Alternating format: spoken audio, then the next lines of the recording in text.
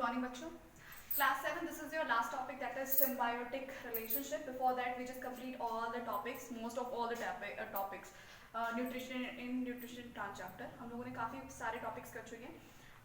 हमने आपका last topic हमारा था कि सिम्बायोटिक रिलेशनशिप से पहले हम लोगों ने parasitic, insectivorous plants, saprophytic plants ये सब पढ़े थे ना. अब ये लास्ट टॉपिक है, इसे बहुत ढंग से कंप्लीट करना है. After that we are completing the NCERT plus NCERT example.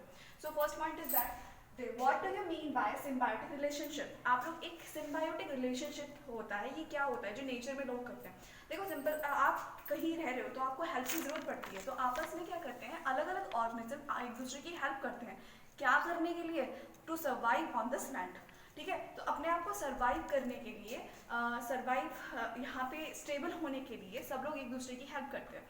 Same as it is जो प्लांट्स होते हैं वे भी एक दूसरे की हेल्प करते हैं, so that they can be survive on this earth very easily. So this is non a symbiotic relationship. So what is that? Some organisms live together and share shelter. Shelter means home and nutrients. This is called symbiotic relationship. Example lichen. Simple, अगर suppose आप देखो कि कहीं पे किराए पे जाते हो, ठीक है, तो आप क्या करते हो, उसे पेमेंट करते हो और आपको क्या मिल जाता है, होम मिलता है. तो आप घर के बदले क्या कर रहे हो, पेमेंट मिल रहा हो. दोनों का फायदा हो रहा है, आपको रहने के लिए प्लेस मिल रहा है और उसको क्या मिल रहा है, पेमेंट मिल रहा है. Same as like this fungus और आपके ट्रीज वगैरह जो होते हैं ये भी यही काम करते हैं. एक तो शेल्टर प्रोवाइड कर देता है, ठीक है, अपना शेल्टर शेयर कर लेता है रहने के लिए, और दूसरा वाला क्या होगा, उसको खाने के लिए न्यूट्रिएंट्स दे देगा. तो सिर्फ एक ने खाना दे दिया, दूसरे ने घर दे दिया, तो ये जो दोनों चीजें होंगी ये सिम्बायोटिक रिलेशनशिप में आ जाती है. ठीक है, इसका बहुत अच्छा एग्जांपल है जो काई जलती है ना, काई, that is a best example for this symbiotic relationship, that is known as lichen. Okay, अब इसमें क्या होता है, give different example. अब मैं आपको दो examples इसके बताऊंगी and you have to note down like this. Okay, give different examples to show the symbiotic relationship in nature. Nature में symbiotic relationship दिखाने के लिए दो example बताने पड़ेंगे. फर्स्ट example और सेकंड दोनों बता रही हूँ. सबसे बेस्ट example है काई यानी lichen. ये lichen होता क्या है, इसमें ना दो ऑर्गेनिज्म होते हैं. एक तो होता है एल्गी, ये ग्रीन कलर का होता है, और दूसरा है आपके पास फंगस. ठीक है, तो ये जो एल्गी है ये ना खाना बनाने का काम करता है. ठीक है, सिंपल सी बात है, खुद क्लोरोफिल से इसके परिपूर्ण, मतलब सब इसके पास कंप्लीट क्लोरोफिल है. और दूसरे के पास क्या है, फंगस. तो जो आपका एल्गी होता है वो अपना खाना प्रिपेयर करता है, और खाना प्रिपेयर करने के बाद जो फंगस होता है वो क्या करता है, वो फंगस के साथ अपना खाना शेयर कर लेता है. ठीक है, तो इसके बदले फंगस क्या हेल्प करता है, फंगस हेल्प करता है लाइकेन को, जो आपका ये एल्गी है उसे दूसरों से बचाने का. वो उसे प्रोटेक्ट करता है, ठीक है, उसे वाटर्स और मिनरल्स प्रोवाइड करता है. Then this one, lichen हम पहले पढ़ रहे हैं. A chlorophyll containing partner which is an alga and a fungus live together. Alga और fungus दोनों एक साथ रहते हैं.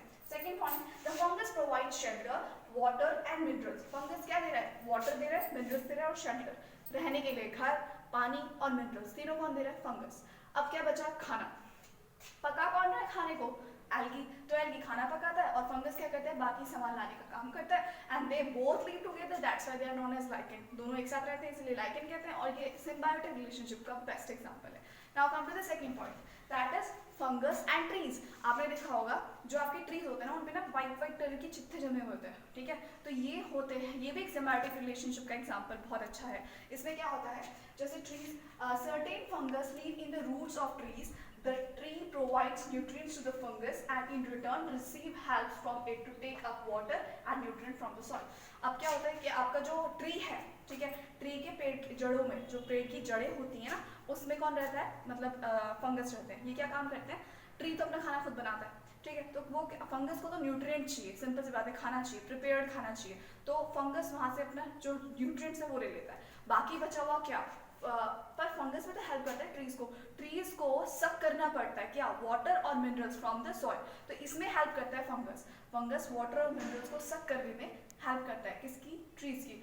So today is the last topic of this chapter, that is symbiotic relationship. I explained it to you very well. You have to write these all question, pause the video, then write this all question. From tomorrow onwards we are going to start NCERT plus NCERT example. So you have to complete this all work today. Okay, see this one.